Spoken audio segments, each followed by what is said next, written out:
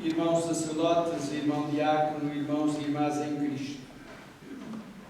Celebramos hoje a festa litúrgica de São Paulo. E ao celebrarmos esta festa litúrgica de São Paulo, somos ajudados a compreender o sentido desta celebração e da decisão da liturgia da Igreja ao querer marcar este momento determinante da vida de Paulo. Por uma celebração litúrgica, somos convidados a olhar para a própria narração da conversão que São Paulo nos faz e que São Lucas traduz nos Atos dos Apóstolos, no capítulo 22, versículos 13 a 16. São Paulo conta-nos o trajeto da sua vida, faz memória da sua origem e da sua tradição judaica. Diz-nos onde nasceu, refere a sua família e releva o valor da escola onde aprendeu e onde estudou. E assume-se como fiel à lei judaica, na tradição e na herança dos seus pais e dos seus antepassados. Diz-nos que era zeloso no serviço de Deus, como os seus contemporâneos judeus o eram também. Levou até ao extremo esta radicalidade da sua vida e da sua fé. Tornou-se perseguidor da nova religião que surgira no seu tempo e recebeu dos responsáveis pelo judaísmo cartas para ir a Damasco perseguir os cristãos. Dirigiu-se para lá com uma missão muito específica, e é das surpresas estranhas do que lhe aconteceu no caminho de Damasco que ele nos conta a sua conversão. Ao aproximar-se de Damasco, diz-nos ele, refere inclusivamente a hora em que aconteceu, ao meio-dia, e os sinais que do céu surgiram. Uma luz intensa veio do céu, que me prostrou por terra e que trazia acompanhado uma voz que me dizia: Saulo, Saulo, por que me persegues? São Paulo continua agora no diálogo que ele estabelece com esta voz e na resposta que desta voz surgiu: Eu sou Jesus a quem tu persegues. E então perguntou-lhe: Que hei de fazer, Senhor? E o Senhor Jesus deu-lhe orientações concretas, instruções precisas e disse-lhe o que deveria fazer de imediato. São Paulo confessa que deixou de ver e chegou a Damasco guiado pelos seus companheiros. Foi procurar, como lhe disse Jesus, Ananias, homem piedoso. E de Ananias recebe a cura e recupera a vista. E depois diz-lhe, Ananias diz-lhe, o Deus dos nossos pais destinou-te para conheceres a vontade de Deus e seguires o seu caminho. Tu serás minha testemunha diante dos homens. E por isso, levanta-te, recebe o batismo, purifica-te e invoca o meu nome.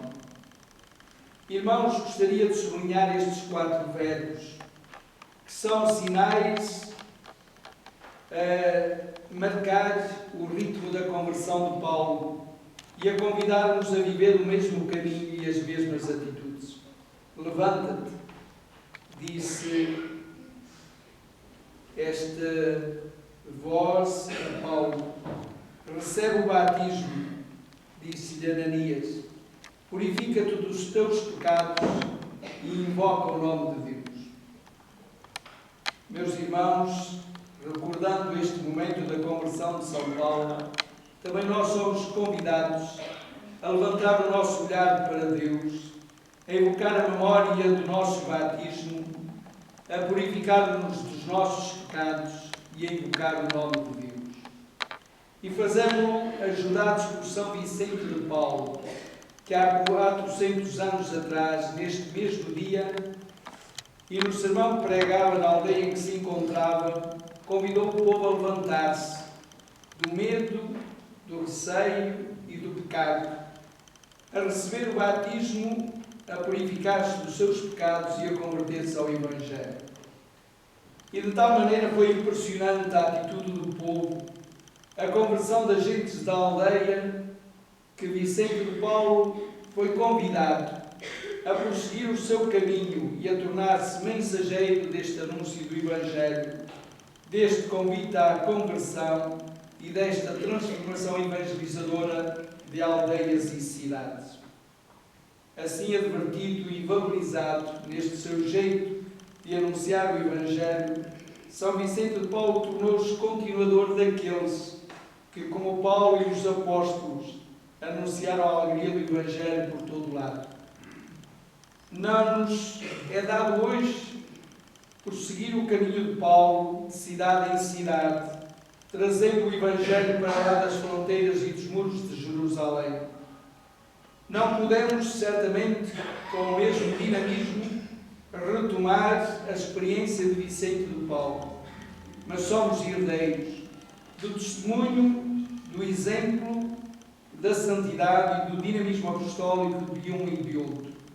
E por isso aqui estamos, 20 séculos depois, para celebrar a conversão de São Paulo.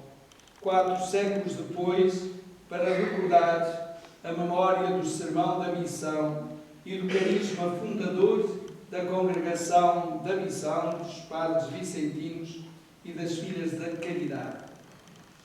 Queremos dar graças a Deus pelo testemunho corajoso de Paulo e por este momento da sua conversão, e pelo testemunho evangelizador de São Vicente de Paulo, de Paulo recebeu o nome, mas que recebeu sobretudo o espírito e o dinamismo apostólico, fez dele um dos grandes santos do seu tempo e um grande inspirador de tanto trabalho evangelizador na Igreja.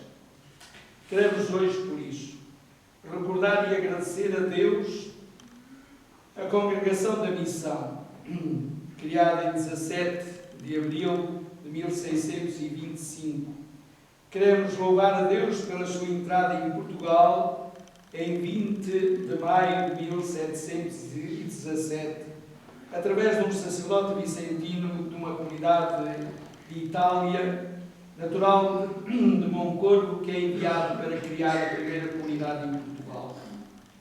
Queremos lembrar o carisma dos sacerdotes e das irmãs, para quem a missão passa pela realização e participação em missões populares, pela preocupação com a formação do clero e dos leigos, pela orientação pastoral das paróquias, pelo empenho em construção de zonas pastorais com dinâmica de missão.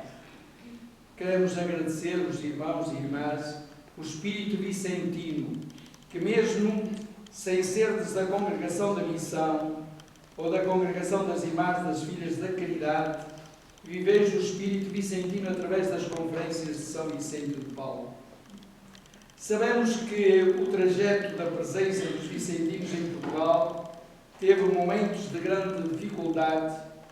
Eles vieram em 1717 e permaneceram apenas até 1834, 117 anos.